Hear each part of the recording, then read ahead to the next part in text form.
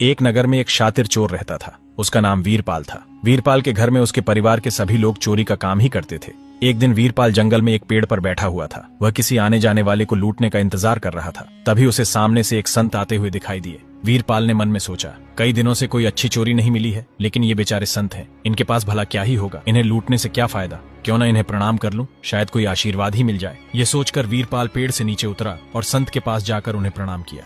संत ने उसे आशीर्वाद दिया और कहा, आयुष्मान भव। संत ने वीरपाल से पूछा, तुम्हारा नाम क्या है? फिर पूछा, तुम कहाँ रहते हो? और फिर पूछा, तुम क्या काम करते हो? वीरपाल ने बिना झिझक सच बोल दिया और कहा, बाबा जी, मैं चोरी का काम करता हूँ। संत को यह बात अच्छी लगी कि वीरपाल ने सच बोला और अपने काम को नहीं छुपाया। फिर भी संत ने कहा, बेटा, चोरी करना अच्छा काम नहीं है। वीरपाल बोला, बाबा जी, हमारे पूरे खानदान का यही काम है। मेरे घर के सभी लोग चोरी करते हैं। मेरा एक 7 साल का बेटा भी है और मैं उसे भी यही काम सिखा रहा हूँ। यह सुनकर संत बोले, वीरपाल, यह काम छोड़ दो, चोरी करना पाप है। वीरपाल ने हाथ जोड़कर कहा, बाबा जी, मैं यह काम नहीं छोड़ सकता। इसी से मेरे घर का खर्च चलता है और मेरे बच्चे का पेट भरता है। अगर मैं चोरी नहीं करूंगा तो मेरा परिवार भूखा मर जाएगा। यह सुनकर संत बाबा बहुत उदास हो गए। तब वीरपाल ने कहा, बाबा जी, आप उदास मत होइए। मैं चोरी का काम तो नहीं छोड़ सकता, लेकिन इसके अलावा आप मुझे जो भी कहेंगे मैं वह करने को तैयार हूँ। संत ने मन में सोचा और फिर कहा, ठीक है वीरपाल, अगर चोरी नहीं छोड़ सकते तो मेरी बताई 4 बातों का पालन जरूर करना। संत ने कहा, कभी झूठ मत बोलना। वीरपाल ने कहा, आज से मैं कभी झूठ नहीं बोलूंगा। साधु संतों का हमेशा आदर और सम्मान करना। जो भी धन मिले, चोरी का हो या मेहनत का, सबसे पहले ठाकुर जी को भोग लगाना। कहीं भी चोरी या कोई भी काम करते समय अगर भगवान का मंदिर या साधु संत दिख जाए तो पहले हाथ जोड़कर प्रणाम करना, उसके बाद ही अपना काम करना। वीरपाल ने कहा, बाबा जी,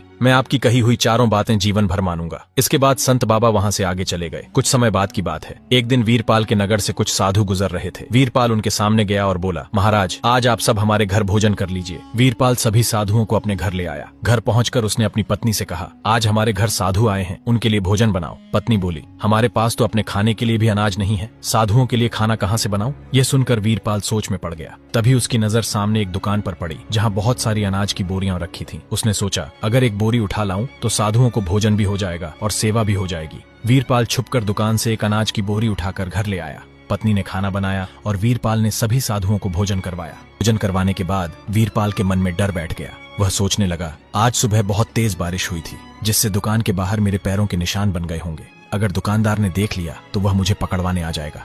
ऐसे ही डर भरे विचार वीरपाल के मन में आने लगे। फिर उसने सोचा, लेकिन मैंने यह काम तो साधु बाबा की आज्ञा से किया है। उसी समय अचानक तेज आंधी और बारिश आने लगी। बारिश इतनी तेज थी कि वीरपाल के बने हुए सारे पैरों के निशान मिट गए। जब बारिश रुकी तो वीरपाल बाहर आया और देखा कि कहीं भी उसके पैरों के निशान नहीं थे।